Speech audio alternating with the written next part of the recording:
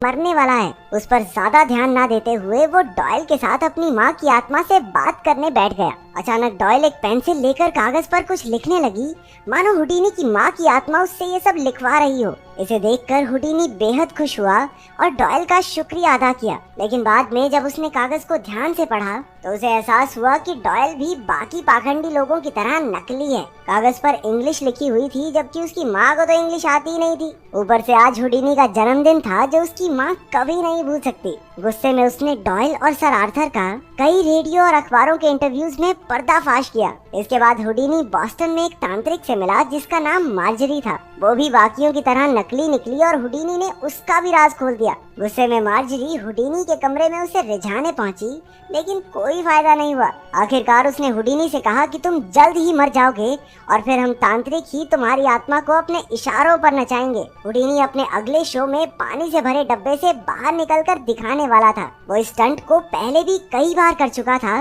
लेकिन इस बार न जाने कैसे उसके पैर की हड्डी टूट गई। इसके बाद डॉक्टर ने उसे आराम करने को कहा, लेकिन हुडीनी फिर भी टूटा पैर लेकर अगले शो में पहुंच गया। बाद में अचानक एक आदमी ने डॉयल के खिलाफ बोलने के लिए उस पर हमला कर दिया। हुडीनी बेचारा दर्द से करहा रहा था, लेकिन उसने जिम और बेस को इस बारे में एक शब्द भी नहीं कहा। फिर वो अगला शो करने पहुंचा और अचानक स्टेज पर ही बेहोश हो गया। जिम ने तुरंत एम्बुलेंस बुलाई और डॉक्टर्स ने देखा कि हुडीनी की हालत बेहद नाजुक है और वो शायद ही बच पाएगा। जल्द ही ये खबर आग की तरह फैल गई और बेस को दुनिया के कोने कोने से हुडीनी के लिए खत आने लगे। ये देखकर उसकी आंखें भर आई। आखिरकार उसे एहसास हुआ कि उसका पति लोगों के चेहरों पर मुस्कान लाकर कितना महान काम करता है। बदकिस्मती से हुडीनी जल्द ही चल बसा और आखिरी वक्त में भी उसे अपनी माँ दिखाई दे रही थी। पूरी दुनिया ने महान हुडीनी की मौत का दुख मनाया। कहानी के आखिर में हमने देखा कि अब बेस किसी तांत्रिक के पास जाकर हुडीनी की आत्मा से बात करने